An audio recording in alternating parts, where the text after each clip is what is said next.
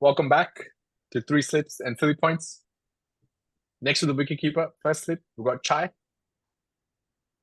And second slip, we've got Raj. And third slip, and with some silly points, we got Randy. Hello, everybody. Yay. How's it going? Another day, another episode. Another day, another game of India Zimbabwe. Let's go. Yes, what a game. Again, that's the thing, right? They started off with slight correction, some alignment issues, and now it's just like, cool. Now we know. Now it's just tinkering what works for the next gen. Yeah. But Jaswal, oh my God. He's a combination of both Sehwag and Sharma. And then the reason I put that comparison is he can smash like there's no tomorrow. But then he's also got that, okay, let's slow it down a little bit and play sober and then balance in between. But he played really well. I watched the highlights. He killed it. Yeah. I mean, I feel like Shubman Gill should have left like, I think, 7 odd runs out for him. So that he could have gotten to that big triple digit. But yeah, I think overall, pure domination. Didn't lose any wickets. Yeah. I feel like Gill was a bit slow to start with, but then I think he was just more chill because Jaswal was going like crazy on the other side. Like it was literally 2 overs and they were already at 36 runs. I don't think they left anything in the tank when they started. It was nuts. But for me, the more interesting part of the game was introduction of Tushar Deshpande. Like, I was like, why bring him in at this point? Like, we're done and dusted with the whole series. But yeah, I think he did decent in the end. But I'm still looking at Washington Sundar for me. The series has to be his series. Yeah, and that's poor what man's not getting the choice. He's not getting any time in the middle with the bat. This series. I think we've seen the top order almost settled down, and now essentially they're just giving a chance for every player that they picked up on the tour, just to give that international debut and a bit of match practice in the center. One of the things like Tushar, it's a decent debut for him, right? He had a wicket right at the start of his bowling career, but what caught me was the sloppy fielding. We are so used to the highest benchmark set in the fielding in the catching department, and then you had some easy catches for the standards of what the rest of the Indian squad has set being dropped, quite a few overthrows, which was surprising to see. And the other bit was Samson was behind the stumps, which was a bit okay. I felt he wasn't that great compared to Jurel. Wait, last game Samson played, right? Last game, like not the game before, but the third game. I think Samson played the third game too. Did he? Yeah, I think. I don't think so. I thought he was going to be in the fourth one. No, third, fourth. Yeah. He's played 2 games now. Yeah. He's played 2 games, right? Oh, yeah. Oh, yeah. As soon as he arrived, he came. Yeah, the third game he came. Yeah, we spoke about him in the last episode. He came in really late. But again, I didn't notice much of his keeping in the third game. But the fourth game, I felt Jurel's keeping was up to the par compared to Samson. If you want to pick one or two, I mean, for me, I think Samson should still be your backup keeper in your first 11. I'm assuming at some point he'll be your first choice keeper, given he can bat in different places in the 11. But his keeping, I mean, I only watched the highlights of the game, so I'm not sure how good or bad it was. But for me, I still don't agree with the top of India. You can't have 4 openers. Again, I know a lot of coaches, a lot of captains would hate having just pure left-handed combinations opening the innings. But why not? Australia have had a tremendous success with Gilchrist and Hayden opening. And forget just left-hander. Most of the world opens up with two right-handed players. So there's nothing wrong in opening with two left-handers and two explosive left-handers. Replicating the Gilchrist Hayden era with open with Jaiswal and Abhishek Sharma. Give them the freedom, let them go berserk, right? You'll see scores of 200, 250 on a regular basis if either one of them gets a decent bat on the ball. Yeah, and that's the crazy thing. Only one of them has to go berserk. Yeah, correct. Only one of them. And you're in for a luck if both of them are on good swing. I reckon 300 on the cards. Yeah, true. But Jaiswal's fixed. He's number one. Like you can't move him. You can't move him. So you're saying swap around Gill and Sharma? Yeah. Oh. See, if you start looking at your international, the main squad, you won't have Virat for longer duration, and now you have to start looking at thinking about who could be your potential number 3. Sky is gonna hold on to number 4 for a while, and unless you have Aksar in the mix who could come up to number 4. But yeah, you need someone at that number 3, and I feel this is what they did with KL Rahul. They dropped him a level down, and now KL Rahul accommodated well, and then he's been pulled into number 5 as well. So I would feel Gill should go down. Just gives that flexibility, right? If you lose a wicket, you've got another opener who's used to playing new ball, swinging conditions, etc. And then Gill, similar to ViratKohli, Gill can hold and anchor the innings while others play around him. Yeah. And I think Gill is probably better suited for number 3 anyway.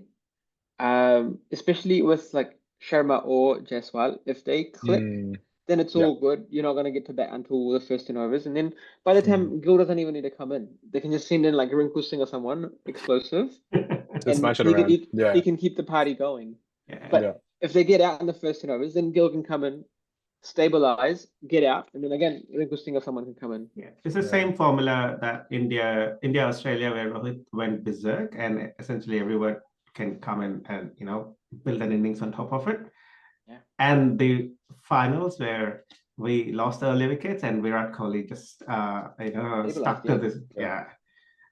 Yeah, I think Gill, given it is the 5th game and the last opportunity, should try and swap around the places. Yeah. That's not too far. It's another 20 minutes. Let me call VVS Lakshman and suggest this one. The game's going to start in 20 minutes, so hey, swap the order, please. Hey, just drop a few players, move some players, and that's it. Just win the game. Yeah, just give Chai the full green light. Let him pick the whole team.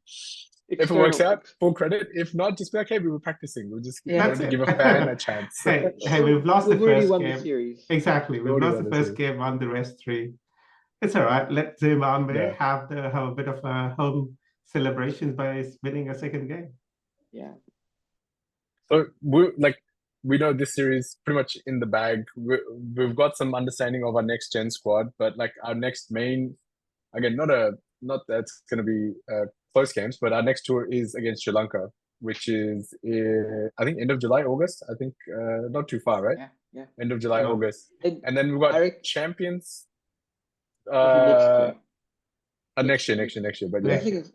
I reckon with India Sri Lanka, the crucial thing is I want to see where Gambhir selects his team and who he includes and who he doesn't include, and does he actually go with a 3 separate team format that he's really after? Because I reckon we'll know which player is a 3 format player, and we'll know which player's only going to play test matches. Like I think he did indicate that I think he wants Bunt to totally focus on red ball. Red ball, right, yeah. I want him in ODI. Yeah, exactly. Bunt and Bunt's meant to be that X factor player who replaced some really 2D players in one of the World Cups that we didn't do too well in after the series. But that's the thing. He's got that X factor which works in red ball. Fair enough. Okay, focus on that. ODI, yes, and T20, but I reckon his X factor really kicks in red ball, though. Not gonna lie. Yeah, no, that's true. Yeah. Now that Gambhir is official, there's a lot of interviews that have just resurfaced, And one of them was the whole concept of resting players. And he says, if you want to rest in T20s. You want to rest in IPL, not ODIs and tests. So, which is pretty strong words. And I guess that's how you would now start to see players being managed, saying, if you want to manage your workload, you drop a format of the game, just focus on the other two formats. To be honest, I kind of agree. Like, if you want to manage your workload, you should do it during IPL because it's such a demanding season. They should like play players in the key games, and then they can rest up in between, and then come back. I don't think that's going to work because that's where all the big money lies for BCCI, right? But money. Like for the players, at least, it's not about like playing every single game because they'll still get paid the same amount as long as they're there. Or rest, like if it's like the whole, don't play the whole series, play like 80% of it and then rest. Yeah. The thing with the way IPL pay works is you got to be available for selection for like 60 or 70% of the tournament to get paid full, or else you get pro rata payment. It comes down to. I reckon the team. The team itself should have some sort of like management plan for every single player, like at least the key players, and I'm sure BCCI can regulate this somehow. And if big boy scriptwriter tells them, hey, we want this guy to just we want these key players to just not be exerted too much, it'll be fine. But if Gigi's plan is to do 3 separate squads, right? Like, well, as in a couple of players which will merge into 3. Like logically, those people may want to be like, hey, I want to rest out. If it's 3 separate squads, then you'll have time to rest. Like, obviously right now, all the main guys are resting right now and practicing for the Sri Lanka series. Next gen is coming up, but a couple of people from next gen. So if you've got 3 separate squads, then there will be enough time for people to rest. I honestly think there's no way we're going to have 3 separate squads. Like ODI and T20s have to have a massive overlap, especially the way people play ODIs now. It's like we're going to see lots of 400 scores. There's no way. I think 350s have now become, it's like it's still a chaseable target. Back in the day, 300 is like, oh my God, this is a sure shot win. Went to 325, now 350 is like, we still have a skin in the game here. So that means pretty much 2 squads, really. Test and then your ODI mishmash T20 type. I'd agree with that. You've got to have test specialists because the temperament required for test is way different, right? And again, it's a leap from good old Australian squad where their test team was rock solid. But once it comes into one days, probably, you didn't have Justin Langer in towards the later half of his career. He was only brought in just for tests. A lot of these such players were just brought in for tests, and then one day it's a new squad altogether. That would be interesting. Thoughts on the tour? Like, plus we've got talking about the Sri Lankan team. We've had some couple of people's drop out. So we've had the captain. Hasaranga and the coach, I forgot his name. Silverwood. To be honest, I think Hasaranga was a pretty average captain anyway. So no loss there for Sri Lanka. And he did have a longer duration in that post as well. He was up there for probably 5-6 months. And I think the reality check of T20 World Cup came too soon for him. And I feel like his own bowling went down when he became captain. Which is pretty sad. Well, and also now we've got Sri Lankan legend Sanat Jayasuriya coming in as a interim head coach. That'd be really cool. And we forgot Jay Wardner as a consultant. He stepped down. He's taking the consultant fees. He's like, I'm done. I've got my contractor fees. We are good. It's like a hired assassin. I mean, but that's the thing, right? So probably you got not a word I should use given the Trump thing. Oh shit! Go on. Let's not. But thoughts as Jayasuriya being interim, and who's going to jump in coaching like the team in such dire? They need so much help. Yeah. I don't know. I don't know who's going to jump in, but I reckon Jaisurya might be the perfect person because he's so aggressive, and Mm. I think the Lankan batting style in general is like an aggressive style of batting when they just come in and flay the ball Yeah. left, right, and center. So I reckon if he infuses his like way of thinking in them, we'll see a Baz Ball 2.0 happening from Sri Lanka because that's how he played. It'll be Yeah, so cool to watch again. it'll be a good Mm. turn of fortunes for Sri Lanka if they manage to pull it off, especially after the T20 campaign, which I'm sure they want to forget it as soon as possible. But they And I haven't feel forgotten like now. They just forgot. yeah, but the only way is up for them Yeah. now because I mean, surely they can't Yeah. fall That's any it. further. That's true. No way. Yeah. That's But true. yeah, it'll be like a rebuilding couple of games. It has to, if you got an interim coach, Yeah, but and hopefully, it's gonna be, hopefully. and it'll be a good battle for Sri Lanka given India, even though from a team composition there hasn't been much change, but the Yeah. whole management or coaching crew, new coaching crew have stepped in, so it'll be a good contest because They haven't announced the squad, right? So we don't know. Maybe No. there are some updates on the squad. you never know. There's a likelihood of KLrahul returning to the squad. Mohammad Shami is available for selection as well. Oh, Mm. finally. Yeah, Yeah, he's had a finally, yeah. really long recovery, but yeah, he's available for selection as well. Yeah. Hey, Wow. and this one's gonna be T20 ODIs, right? Just Yeah. white Yes. ball cricket, right? Yeah, Yeah, just white one ball more. cricket. Again, I think we know the result. What the ODIs. Oh, I don't Oh, know. as in ODIs, Oh, because we've been pretty T20 maybe, but yeah. We haven't played ODIs in a while.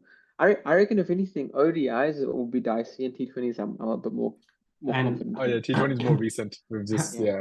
cleaned that After up. the Sri Lankan series, we will be playing only 3 more ODIs with England in the first week of or early February, just before Champions Trophy. So, yeah, we're not having a long lot break. of game practice. That's the thing, and I'm surprised they're not forcing the full squad for the ODI just to see how they all play together.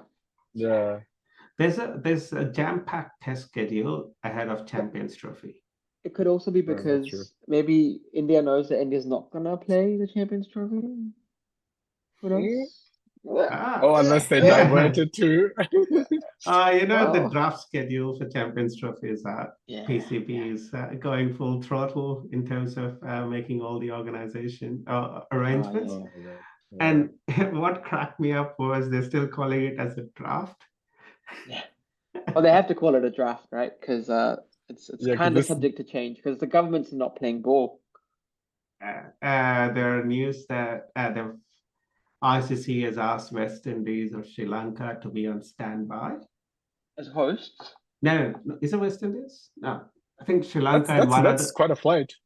Sri Lanka and one other nation are standby in case India pulls out. Dubai. To swap these teams. So if India pulls out, they want Sri Lanka or there's other team that was called upon to substitute the team. I think it's Sri Lanka. Substitute the teams. I thought you were talking about substitute locations. No. Okay. I think we're all sure that's going to happen. But this is PCB making, active threats through ICC. The next in line team is probably Sri Lanka. Yeah, it's got to be. The rankings, yeah. So Group A is India, Pakistan, New Zealand, Bangladesh. And Group B is England, South Africa, Australia, Afghanistan. So I think again, very competitive, right? Both groups. Yeah. These are all the Super 8 teams from 23 World Cup. So the next in line is Sri Lanka, West Indies. So they've asked them to be on standby in case the whole India thing falls through. Wait, when you say they, it's PCB or ICC? You never know. Hey, the other funny bit with this draft schedule, they had pre-decided where India is going to play semis in case they make it to semis. Oh, Lahore?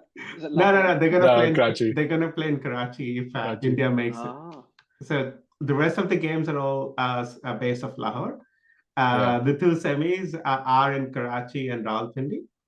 So because they want to get Lahore ready for the final. So if India makes it, they've pre-booked. If they go It is through, still yeah. in favor of India. The other little crazy thing is, I think in July there's a AGM happening for ICC, and Yes. guess who's fighting to Mr. win? Scriptwriter. Mr. Mr. Scriptwriter. Scriptwriter writing his Yeah, own I think script. that's what I said. I think I said that. If Yeah. he wins that, then Oh my let's God. be honest, Yeah. ain't no Sri Lanka or West Indies in the in the Champions Trophy. Well, Sri Champions Lanka. Trophy ain't happening in Pakistan then. That's shifting, dude. I think my God. no other team are willing to travel as well. They're okay to play in Pakistan, except India. But they've also put in a concern that they don't want to have a lot of travel. So if you see most of the teams, there are only 3 stadiums: Karachi, Rawalpindi, and Lahore. So there's very less travel involved. And if you want to favor the tournament for one squad, then all other 7, or at least 3 games, right? There's 3 games, semis and finals. 5 in total. There'll be a bit of travel involved for few teams. Karachi and Rawalpindi. You're on mute. Have you heard about the funny rumor saying the team's going to be based in, Team India is going to be based in Amritsar and then going to travel 50 odd Be a special convoy going into Pakistan to play the game and then coming back. Travel for 56 kilometers. The team's already tired by the time they get to the ground. That's not happening. If that's the plan, I'm expecting a full-blown military convoy in the air, lifting up the whole team. Oh man, that's gonna be. They should do a special Shatabdi going into. That would be a delight to watch. That'd be so cool. You got these 3 or 4 choppers that'll fly, land in the stadium. Players get off. And as one is about to finish with fuel, and they're still midway, second one takes off. Like at some point, it won't be called Champions Trophy. It'll be Call of Duty for cricket. Hopefully, look again. Everyone knows the challenges. Everyone knows like India, Pakistan, what challenges playing in each other's countries. Hopefully, they can figure out some sort of solution, right? If it's not worst comes to worst, we've got a couple of backup teams which are ready to go in. I think economically doesn't make sense to get the other 2 teams. I'm very sure. Oh no. The viewership is just gonna drop, and major broadcasters or advertisers would start pulling off, or start questioning ICC, demanding some penalties. Because you've clearly seen from the T20 World Cup on the amount of money or amount of viewership that Indian subcontinent brings to the game. And again, like we all said, OG scriptwriter, once he gets into the house, oh my God. I reckon Dubai is where it's going to be. It's got to be. I think it's closest. 3 hours away, right? Or less than 3 hours. It's not a bad fight. Plus, if India doesn't come in, poor Pakistan's media will struggle with their content. Their poor guys will struggle with content. They're all... Savage. But look, hopefully it works out. We want a good tournament. Hopefully something works out. Dubai is not too far, as they said it. But our last game against Pakistan in Dubai wasn't great, but it wasn't ideal. But I think it'll be a good tournament. And their last game against India wasn't great either for them. So that's true. Shots fired. Speaking of Pakistan, their selection committee, where is it? They drop it like flies. Hey, the problem is always the selection committee, not the players. Well, we spoke about this a long time. I know why. I actually have a good answer for it. It's because they keep changing the selection committee, but they forget to select a different team. It's not the players. They get selected, they're playing. But the different selection committee is picking different players. Plus, I know the second reason. They don't take the press conference serious enough.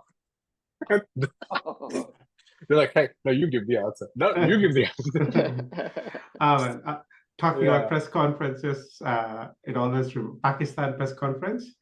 The best opening line is from Inzi Bhai, boys played well. Yeah. But yeah, so they keep having a dig at players. Yeah, they swap the selection committee but pick the same players. I think this is probably the first time where there's a report published saying Gary Kirsten and Babar Azam have actually called up and named 3 people for misconduct, misbehavior during the T20 World Cup. Shaheen Shah Afridi, Imad Wasim, and Iftikhar Ahmed have been called up for. I guess Shaheen makes sense to me because I mean he was the captain, right? Would be pretty dark. I got to be captain for 2.5 months, and then they gave him back to the old guy.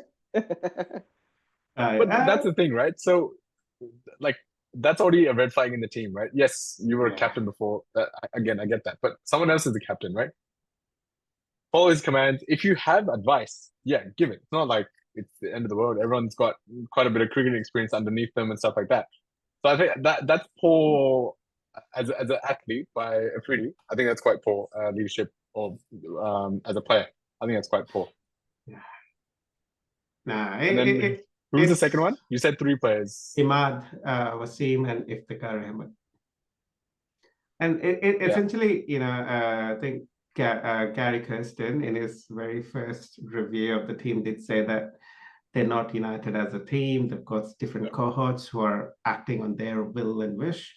It was quite evident to everyone that watched them on the ground. So this was not surprising that it had come up, but I'm glad it's now out in public to talk rather than just behind closed doors. Correct. Yeah. There's. If I was Kirsten, right, and he really wanted to change the team. Sorry, can I stop you there? You don't want to be Kirsten in this situation. No, I said no. I don't. No, but if they really want to prep the team for Champions Trophy, right? They're a big tournament that's coming up with Champions Trophy. Yeah. People who gave the report to PCB, drop these guys. Again, I get the caliber, I get the talent, right? Nah. If you really want to get some sense in these boys, drop them. They should talk to OG scriptwriter. He's shown him the way. You skip, you fake injuries, you don't get central contract. And you're not selected when we're picking up our next gen squad as well. Just to show that, you gotta be, there's certain rules, certain regulations to be part of the team. The craziest thing for me over there was no one's even mentioned him. Ishan Kishan, no one's even mentioned him. Like he's out of mind, out of sight. Boom. Yeah. And it's and there's no place now. It's very difficult. 4 openers are playing right now in the 11. How are you going to fit someone in? And we're talking about someone who scored an ODI double 100. Oh man! And again, you got your RohitSharma, who's going to hold on to one side of the wicket there. So there are essentially 4 openers playing in the current Zimbabwe, and only one of them is going to pick up. And we all know it's going to be Jaswal at the start off. Yeah. There's no way you can't. He played so well in the South Africa series. South Africa series, no. Played really well. But back to Mr. Gary. I think drop him, get a very hard line, and if they want to get serious, then drop them, get some new guys, lose a couple of games. It's fine, but to be honest, I can't believe he's still on the job. That's another thing. That should be the first thing. I still recollect his face losing when they were losing to USA. Like, oh my God, these guys are actually losing to USA from a position where they could have easily won the game. But I don't think Gary Kirsten has got enough luxury or enough decision-making power there. And if he's got it, probably he's going to even start looking at Babar Azam for T20 format as well, right? He's a class player, but not ideal or not suitable for T20, at least the way he's playing now.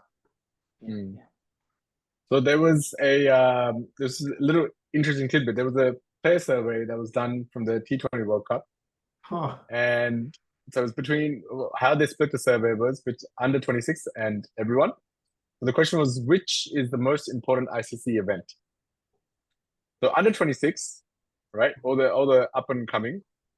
In 2019, they said ODI World Cup was 86% of them said it was ODI World Cup, and 14% was T20.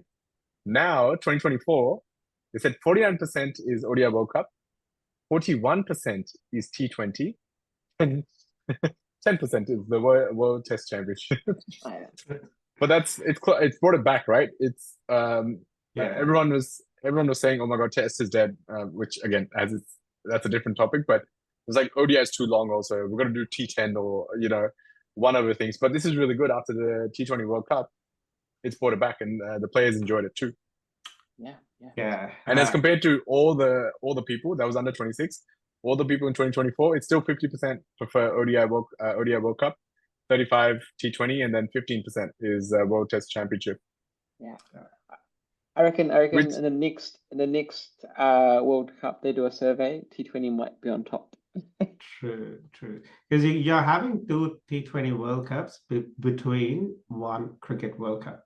Yeah. Which is quite a lot of T20s. And with all the franchisees and cricket leagues across the globe, T20 is here to stay. But part of me is so happy to see a lot of test matches going on as well, because I'm still a firm believer that test is the true definition of cricket and true definition of talent. Right? You can't go berserk for 10 overs and expect to win a test match. Yeah. But that's the interesting thing, right? There was another survey talking about tests. So there was another survey which was done. The question was, which is the most important format, right? Simple question. Which is the most important format? In 2019, oh no, actually it dropped the other way. Sorry, I thought the other way. But in 2019, it was 82% was test, and 7% was ODI, and 11% was T20. I was thinking the other way, but how many percentages in your world, sir? Huh? No, he's got it. 11, 7, and 82. Yeah, he's got you. Okay. You're right. You're right. I've already messed up the thing. But in 2024, tests dropped down to 48% from 82%, which is understandable, like which we had been hearing. But ODI increased from 7% to 22%. Oh, wow. T20 went from 11% to 30%. Ooh. Which I think will still keep growing, as in the upper and coming generation, they prefer the T20. I reckon if there's one format that's going to become obsolete over time, it'll probably be ODIs. Unless they rejig the format where they make some interesting updates in the overall format. Yeah. I think ODIs are going to be gonskis. Yeah. Like even if you look now, we only play ODIs where there's going to be a World Cup and we're going to practice for it. That's it. Yeah. There's I think most of the organizers or most of the tours are essentially looking at it from a dollars perspective. No. For an ODI, you got to have a day-night game. Game still starts at around 2 p.m. Yeah. You don't attract a lot of crowds. For a T20, game starts at 7 or 7:30 or even 8, right? So everyone, even on a working day, you attract a full stadium crowd. So that's where things are. But it'll be interesting to see. 7 hours to watch a cricket game. Hey, the 3 of us here have. Yeah, 3 of us here. I've got tickets. I've got tickets for day one. No. I think test is different. I don't think they expect people to come in and watch test matches for the whole day. Yeah. Correct. But with ODIs, they need it. They need everyone to come in and watch. Yeah. That's true. But last little tidbit, which is a bit interesting, which is down under, is Hobart's got a new stadium coming around 2028, an indoor test cricket, an indoor stadium, which is cool. Multi-purpose. It's going to be cricket, AFL, and they may have concerts and stuff in there. But there are no other sports other than cricket in our world. That's right, cricket. Thoughts? What do you think about this? Indoor test cricket ground, so good. Yeah. No more rain delays. No more like DL misfits. But I have a question. I have a question. If it hits the roof and it gets caught, is that out? Dead ball. It's the same as what happens when the ball hits the spidey cams. Yeah, it's dead ball. Dead ball, yeah. Yeah. Nah, I thought they'd change it up just for fun. You know, Uh, to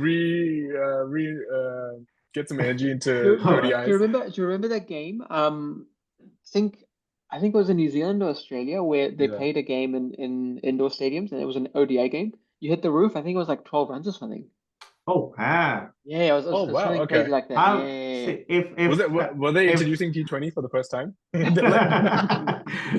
if that becomes the rule, I guess everyone, instead of having a long, huge sixes, everyone's essentially just whacking it up straight up in the air. Yeah, they're just batting like this. This is You Oh know, my who's God. the dude from Lagan who was standing? Lagan. Oh yeah. Let's whack it up in the air. Oh my God. But I think it'll be good. So they're hoping for a 23,000 seater.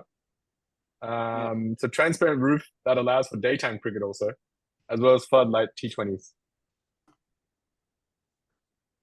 Yeah, They're saying their focus is the red ball. yeah.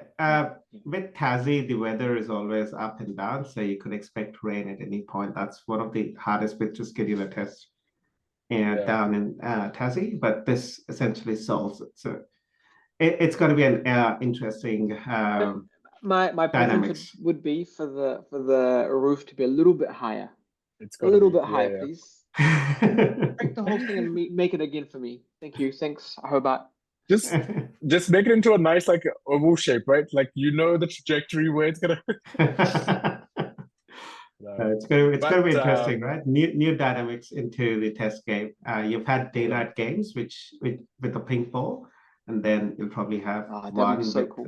covered. That'd And be so cool. it'll be Yeah. interesting because the entire humidity scenario would change with the closed dome.